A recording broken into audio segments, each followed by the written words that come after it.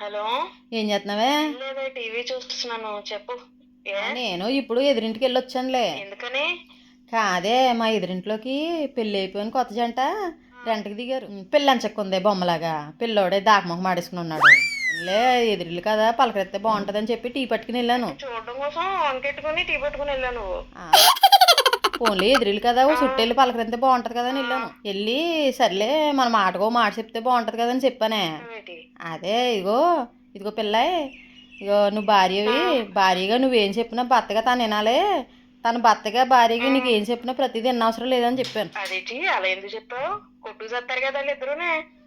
లేకపోతేని tea పట్టుకెళ్ళి ఇస్తేని thanks aunty అంటుంది. Thanks aunty. అందుకని అలా చెప్పేసి వచ్చావా? వాళ్ళు ఏమో 30 సంవత్సరాలు వచ్చాక పెళ్లిళ్ళు చేసుకుంటున్నారు. ఇలాంటి దాకమొహమోడిని చెమ్మొహమోడిని. మనకేమో మన వాళ్ళు ఏమో 20 సంవత్సరాలకి పెళ్లిళ్ళు చేసేసారు. అంత మాత్రాన ఆంటీలు అయిపోతామా?